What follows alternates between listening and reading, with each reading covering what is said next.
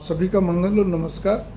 बेटियों वाली अभी जो मैं बना रहा हूँ कि वो अपनी चूक पे चूक करी चलती हैं ससुराल के अंदर, ठीक है ना। अपनी कमियों को स्वीकार न करके चूक पे चूक करना, अपनी बात को ऊंचा रखना। लेकिन इसी कड़ी में तीसरी कड़ी है कि वो अपने पीहर में कैसे बात बताती हैं। वो सारी पहले तो दो आप वीडियो देखेंगे तो आपको समझ में आ जाएगा जो मैं बोलना चाह रहा हूँ। फिर उसका क्या कहते हैं, वो परिवार में कैसे बताती हैं अपने परिवार में।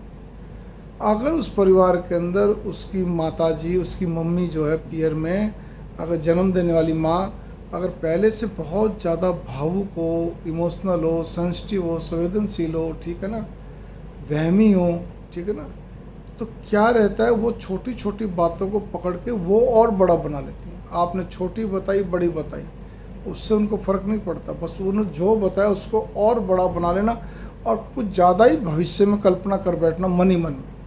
अगर ऐसा नहीं होगा तो क्या होगा, अगर ऐसा हो जाएगा तो क्या होगा मेरी बेटी के साथ, वो और इतना हो जाता है, वो एक अजीब स्थिति हो जाती है उनको। वो बजाय अपनी बेटी को संभालने के, अच्छा समझाने के, पॉजिटिविटी देने के, हिम्मत देने के, ढाढ़स बनाने, नहीं नहीं नहीं नहीं नहीं, वो तो और उकसा देती हैं। वो खुद तो डर जाती हैं, भयभीत रह हो जाती हैं, वो और उकसा देती हैं। वो नहीं भी अगर भयभीत हो रही है तो उससे केवल एक बात बताई, उसके मन में भी धर जाती है ये वाली बात, हाँ ये वाली बात।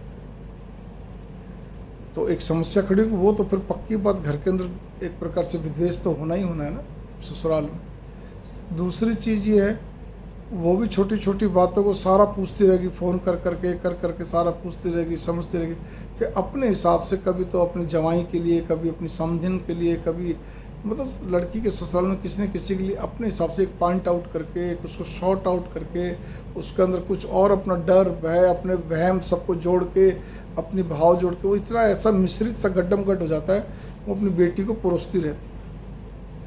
फिर बेटी के दिमाग में अगर कुछ ना भी ज़्यादा हो, चलो एक थोड़ा बहुत तो बच्ची हो भी जाए, अगर ना भी ज़्यादा तो उसको नहीं नहीं मेरी माँ तो सही कह रही है। अरे भाई, माँ माँ है, माँ पूजनीय है, सारी बातें, लेकिन अगर दिमाग की पैदल हो या वहमी हो तो क्या करा जा सकता है।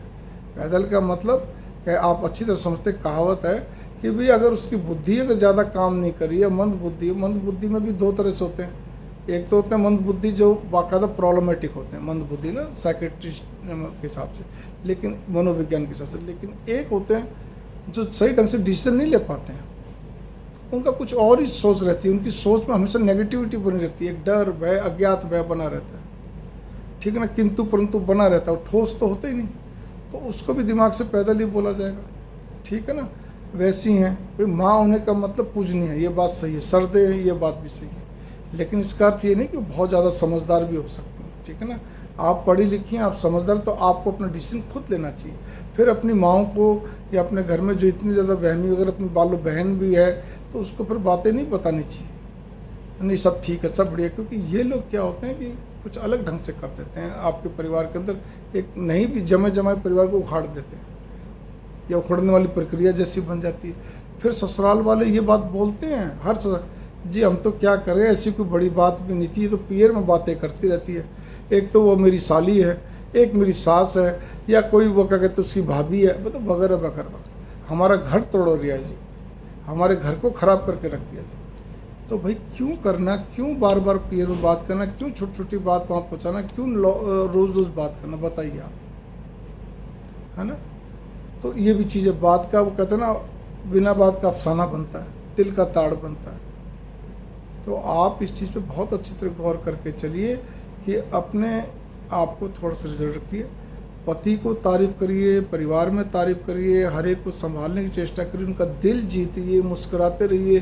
किसी बात को लेके आपको क्या कहता है, कोई ज़्यादा रिजिडनेस, जिद्दीपना, चेहरे पे कठोरता या डोमिनेटिंग। अब क्या होता है, कोई भी डोमिनेटिंग व्यक्ति ये नहीं कहेगा मैं डोमिनेट करता हूँ कि मैं हावी हूँ, लेकिन वो अपनी हर बात को स्पष्ट बोलना चाहता है, हर बात को क्या कहते हैं दबाव देके, तर्क के द्वारा ये बताना चाहता है मैंने जो बोला वो सही बोला, मैं जो कह रहा हूँ या कह रही हूँ या जो कर रहा हूँ कर रही हूँ वो एकदम सही है, ठीक है ना।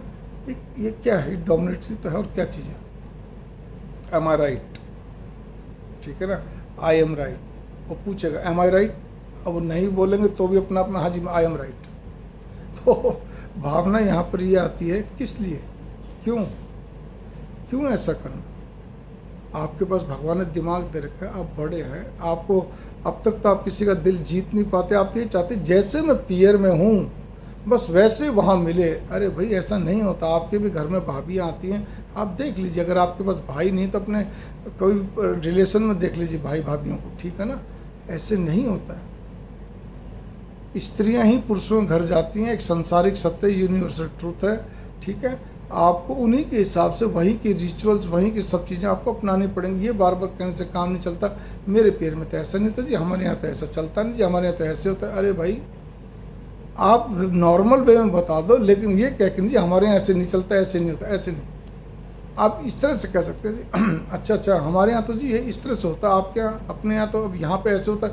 ये तो और भी अच्छी बात है, मेरे को नया सीखने को मिला या नया खाने को मिला। मतलब कोई नई चीज़ इस तरह से, मान लीजिए आपने दाल बाटी बनाई और बाटी आपकी अलग स्टाइल की बनी, तो फिर वो अलग हो गया ना जी, आपका अलग स्टाइल का बनता है, या उसमें अलग कुछ मिला के भर के बनाते हैं अलग। मतलब आपके कहने के अंदाज में पॉजिटिविटी होनी चाहिए, ठीक है ना।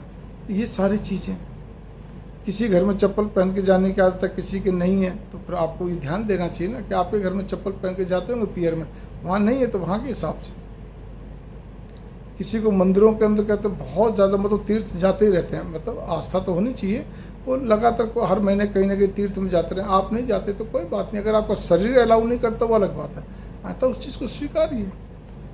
अगर नहीं भी जाना तो कम से कम क्रिटिसाइज तो ना करिए, बात तीर्थ की नहीं, कोई भी काम के लिए क्रिटिसाइज तो मत करिए, फॉल्ट फाइंडर तो मत बनिए, पति को घना समझाने की चेष्टा तो मत करिए। अरे भाई वो उसका परिवार है, आपका भाई हो तो आप देख लीजिए, अगर आपकी भाभी घना समझाएगी तो आप सबके कितना छाती पर सांप से लौट जाएंगे, कितना आपको बुरा लगेगा।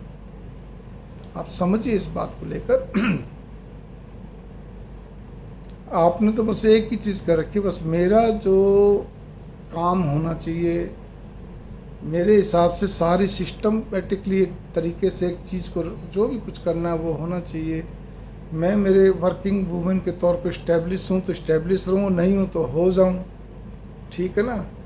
मतलब अच्छे भले घर की बात कर रहा हूँ, सब काम अच्छा चल रहा है, बढ़िया चल रहा है, मैं उसकी बात कर। एक होता है नीड होती है बहुत घर के अंदर ना, तो समझ में आता है, उसके लिए थोड़ा दिल उठना भी मेरे को समझ में आता है। हालांकि दिल नहीं उठाना चाहिए, अपना मेहनत करते चलो, लेकिन फिर भी समझ में आया। लेकिन उसके बावजूद भी आपने सारा दिल और दिमाग, दीदा जिसको बोलते हो, वो तो आपने अपने काम में लगा रखा है। परिवार में क्या दिया आपने, आप मुझे ये बताइए।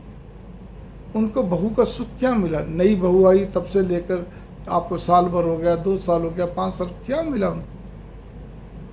उनको केवल बस ये कि बस आप एक बिल्कुल प्रोफेशनल माइंड एक लड़की, आप उनको एक बहू के रूप में मिल गई, जो कि घर के अंदर ही प्रोफेशनल माइंड आप, ठीक है ना। क्योंकि वो आपका स्वभाव बन चुका है, इसलिए आपको लगता है कि अंकल मैं कुछ गलत नहीं कर रही हूँ, मैं भी कौन सा कर रहा हूँ, आप गलत कर रही हो, लेकिन चूक पे चूक करती जा रही हो, क्योंकि वो आपका स्वभाव में रम चुका, आपका स्वभाव ऐसा ही बना हुआ है, आपको ये नेचुरल लगता है। जबकि घर गृहस्थी के अंदर ये नेचुरल नहीं होता बेटा, इस बात को पहले समझ लो आप, ठीक है। इस बात को अच्छी तरह अपने दिल दिमाग में रख लीजिए। बहुत सारी बातें होती है। आप ये बताइए, आपका पियर वाले जब भी कुछ अच्छा लेके आने वाले होते हैं, चलो जब भी कभी मिलना होता है आप रोक देती हो, और आप स्वीकार करते, हाँ मैं रोक भी देती हूँ, क्या जरूरत है मम्मी पापा को इतना पैसा खर्चने की। अरे भाई किस लिए? उनके समधि समधन है, अपने समधि समधन के लिए, अपने परिवार के लिए कुछ भी अच्छी से अच्छी चीज़ दे जाएंगे, बढ़िया से बढ़िया भिजवाएंगे तो अच्छी बात है ना। उनकी शोभा बनती है, आपकी भी शोभा बनती है। लेकिन ये आप अंकुश लगाए चलते हो, रोके टोके चलते हो, तो उनको क्या मिला? वो बोल भी नहीं पाते हैं, कोई भूखा कोई नहीं है। लेकिन एक बात याद रखना, ये रिश्ते कुछ ऐसे होते हैं जिसमें खास तौर पे समधि समधन के, ठीक है ना, ये रिश्ते ऐसे होते हैं जहाँ पे एक नेचुरल एक चाव होता है, एक होता है डिमांड, उसको तो आप कुछ भी बोल सकते हो, ठीक है ना, लेकिन एक चाव होता है, मेरे समधि समधन आएंगे, बस इसी का चाव होता है। जैसे भांजों को मामा से चाव होता है, मामा मेरे को ये देगा, मामा मेरे को ये करेगा, ठीक है ना। भांजे भांजे को मामा के घर ननियाल में जाना बड़ा अच्छा लगता है, मेरे नाना नानी ये करेंगे, वो देंगे, वो लाएंगे, हम वो करेंगे, वही चीज़ें होती हैं। ये थोड़ा बड़े लोग हैं, सबके सब बड़ी उम्र के, समधि समधन, तो ये चीज़ें उनको कोई भी कपड़ा लत्ता, अच्छी चीज़ें, चाहे वो आप भले क्या कहते चांदी की चीज़ें हैं, चाहे अच्छा खासा फल फ्रूट, यूँ नहीं कि 2 किलो ले गए, अच्छा खासा सारी चीज़ें, फल फ्रूट सब कुछ तो आपके लिए अच्छा रहेगा, बढ़िया रहेगा, ठीक है ना। मिठाई अच्छे ढंग से तो आपकी शोभा बनती है, आप करिए ना इस चीज़ को लेकर।